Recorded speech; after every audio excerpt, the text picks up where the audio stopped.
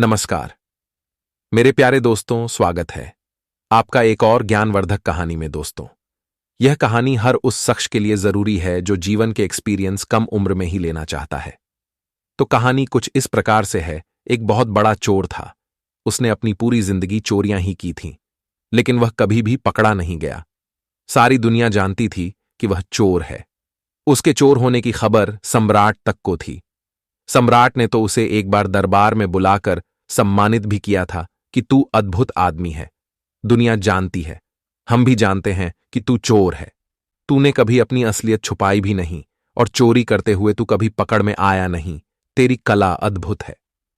वर्षों बीत जाने के बाद जब वह चोर बूढ़ा हो गया तो उसके बेटे ने कहा, अब मुझे भी अपनी कला सिखा दो। मौत का क्या भरोसा, वह कभी भी आ सकती है।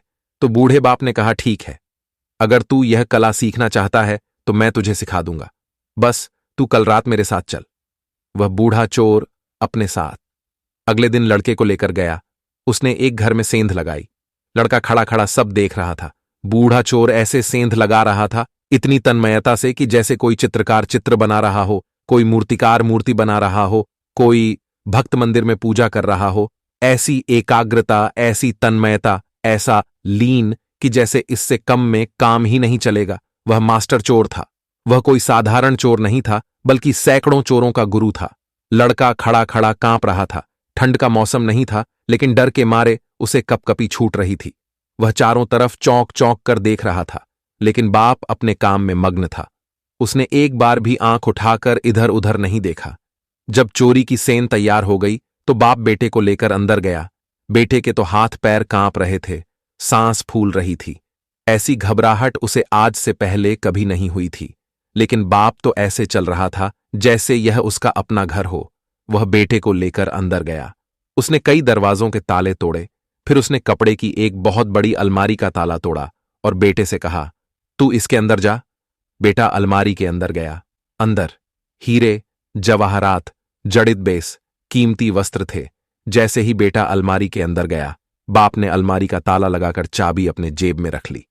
लड़का अंदर फंस गया, पर बाप कमरे से बाहर गया और दरवाजे के पास जाकर जोर से चिल्लाया, चोर चोर, और सेंध से निकलकर अपने घर चला गया। घर के सभी लोग जाग गए, पड़ोसी भी जाग गए। अलमारी में बंद। लड़के ने तो अपना सिर पीट लिया कि यह क्या। सिखाना हुआ बाप ने तो निकलने का कोई उपाय ही नहीं छोड़ा। ताला लगा दिया और चाबी भी साथ ले गया। पूरे घर में लोग घूम रहे थे, सेंध लग गई थी और लोग पैरों के निशान देख रहे थे। नौकरानी ढूंढते हुए उस जगह पर आई जहां अलमारी में चोर बंद था। लड़के को कुछ भी नहीं सूझ रहा था कि क्या करें। बुद्धि बिल्कुल बेकाबू हो गई, लेकिन जहां बुद्धि बेकाबू हो जाती है वहां भीतर की आंतरिक चेतना जागती है। अचानक जैसे किसी ऊर्जा ने उसको पकड़ लिया और उसने इस तरह आवाज निकाली जैसे कोई चूहा कपड़े को कुतर रहा हो। ऐसा उसने अपनी जिंदगी में पहले कभी नहीं किया था। उसे खुद भी अपने पर हैरानी हुई। नौकरानी चाबी ढूंढकर लाई, दरवाजा खोला और दिया लेकर अंदर झांका कि शायद चूहा होगा, लेकिन जैसे ही नौकरानी ने दिया लेकर अंदर झांका, उसने फूंक मारकर दिया बुझाया और नौकरानी को धक्का देकर वहां से भागा। जब वह सेंध से निकला तो उसे देखकर 10-15 आदमी उसके पीछे भागे। बड़ा शोर शराबा मच गया। आसपास के सभी लोग इकट्ठे हो गए। वह जान बचाकर भागा। ऐसा वह आज से पहले कभी भागा नहीं था। उसे विश्वास ही नहीं हो रहा था कि भागने वाला मैं ही हूं, जैसे कोई और ही भाग रहा हो। भागते हुए वह एक कुएं के पास पहुंचा और वहीं पड़े। एक बड़े से पत्थर को उठाकर कुएं में पटका उसे। यह भी नहीं पता था कि यह मैं क्या कर रहा हूं, जैसे कोई और ही करवा रहा है। जैसे ही पत्थर कुएं में गिरा, उसकी आवाज सुनकर सारी भीड़ कुएं के चारों ओर इकट्ठी हो गई। सबको लगा कि चोर का पैर फिसला और वह कुएं में गिर गया है, लेकिन तब चोर झाड़ी के पीछे सांस रोककर खड़ा था। मौका मिलते ही वह दबे पांव वहां से निकलकर घर चला गया। उसने मन ही मन खुद से कहा, आज इस बाप को ठीक करना ही पड़ेगा। यह कैसा सिखाना हुआ। वह दरवाजे को धक्का देता हुआ अंदर गया। वहां बिस्तर पर बाप कंबल ओढ़े आराम से सो रहा था। उसने झटके से कंबल खींचा और कहा, यह क्या है? आप क्या मुझे मार डालना चाहते हैं? बाप ने कहा, तू आ गया, अब बाकी की कहानी सुबह सुन लेंगे, पर तू सीख गया, अब सिखाने की कोई जरूरत ना रही। बेटे ने कहा, अरे कुछ तो कहो, अरे कुछ तो पूछो, मेरा हाल, क्योंकि अब मैं रात भर सो ना पाऊंगा। फिर बेटे ने सारी कहानी सुनाई कि मेरे साथ ऐसा ऐसा हुआ।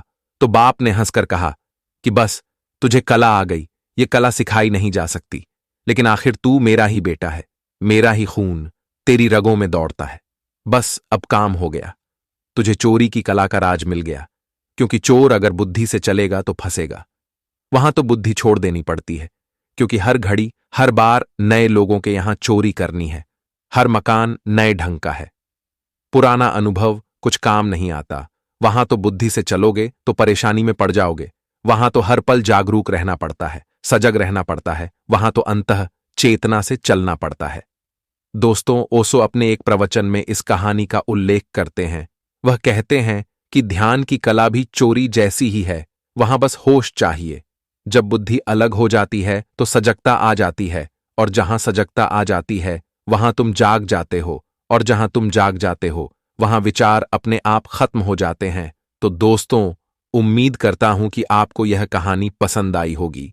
अतः इसे लाइक और शेयर जरूर करें, तथा ऐसी ही ज्ञानवर्धक कहानी सुनने के लिए हमारे चैनल को सब्सक्राइब कर लें और बेल आइकन को ओ ऑनेल नोटिफिकेशन पर प्रेस कर लें।